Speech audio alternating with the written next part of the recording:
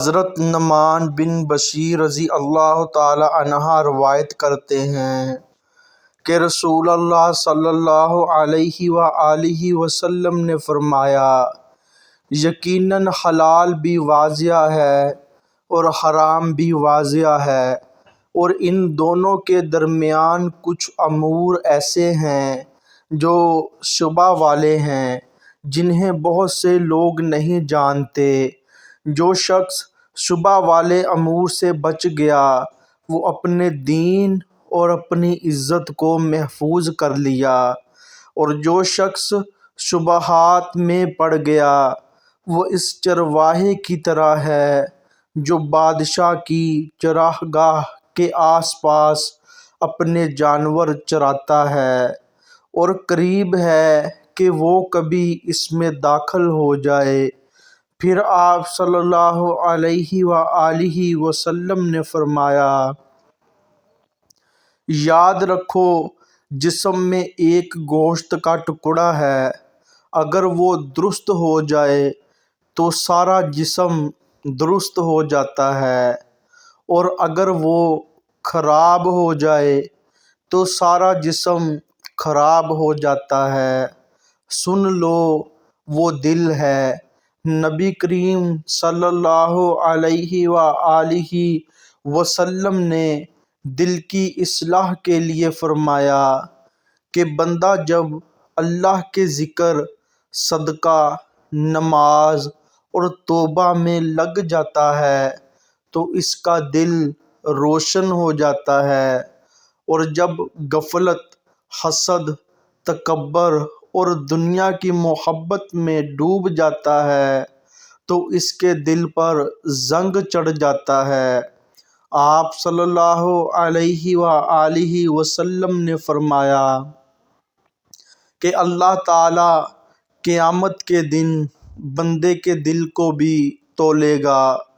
کیونکہ اعمال کی اصل بنیاد دل کا اخلاص ہے،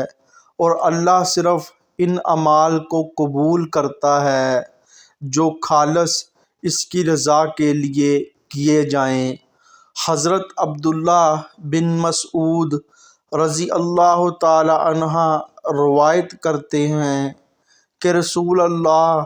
صلی اللہ علیہ وآلہ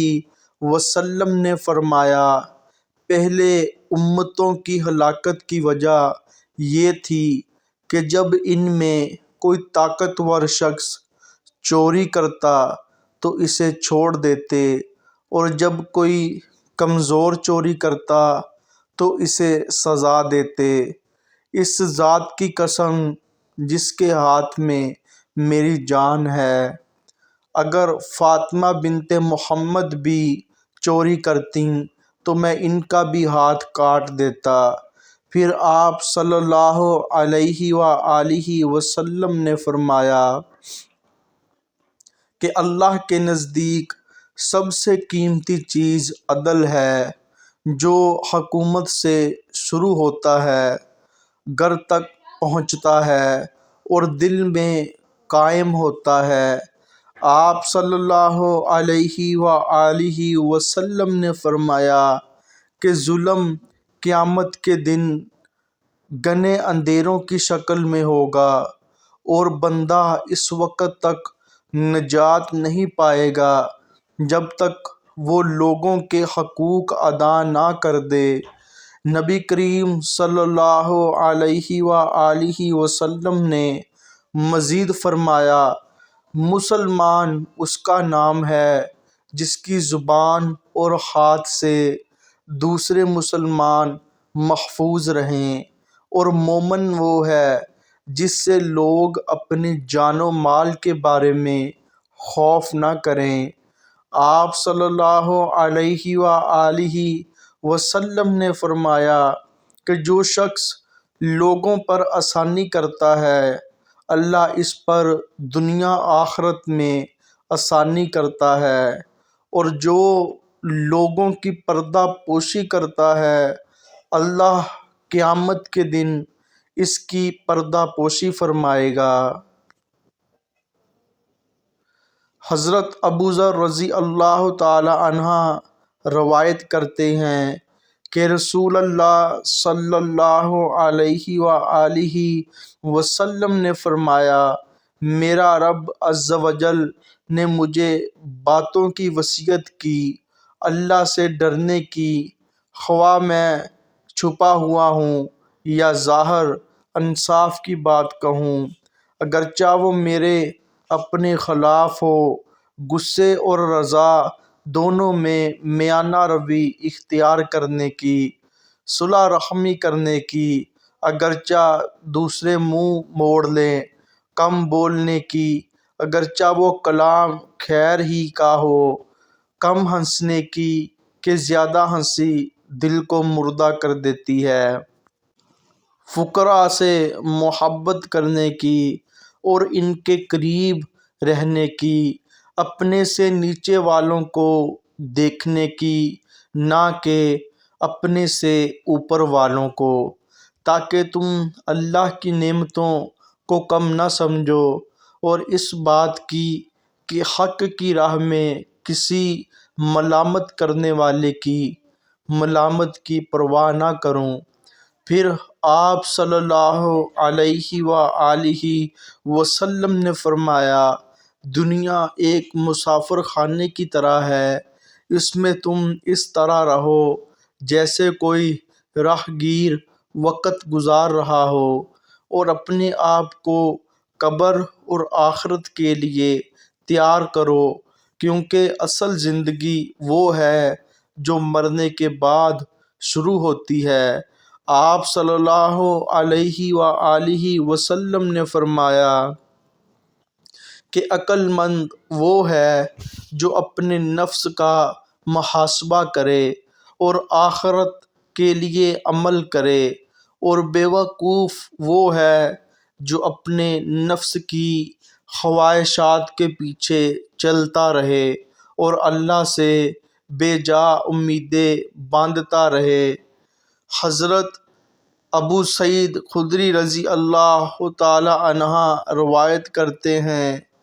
کہ رسول اللہ صلی اللہ علیہ وآلہ وسلم نے فرمایا، دنیا میٹھی بھی ہے اور دل لبھانے والی بھی،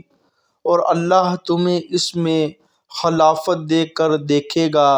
کہ تم کیسے عمل کرتے ہو۔ پس دنیا سے بچو اور عورتوں کے فتنے سے بچو، کیونکہ بنی اسرائیل کا پہلا فتنہ عورتوں ہی کے سبب ہوا۔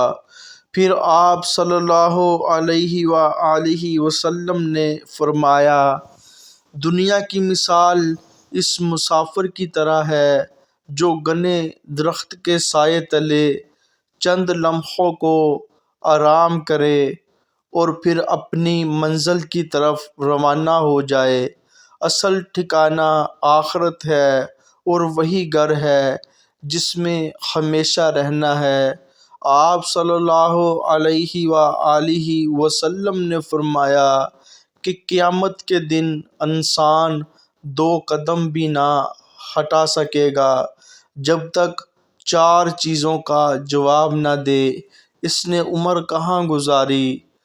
علم پر کتنا عمل کیا، مال کہاں سے کمایا اور کہاں خرچ کیا، اور جسم کو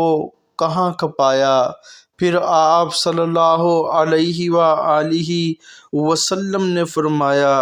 جس کے دل میں رائی کے دانے کے برابر غرور ہوگا وہ جنت میں داخل نہ ہوگا۔ آپ صلی اللہ علیہ وآلہ وسلم نے فرمایا کہ سب سے بہترین انسان وہ ہے جو لوگوں کے لیے سب سے زیادہ فائدہ مند ہو، اور اللہ کے نزدیک سب سے محبوب عمل وہ ہے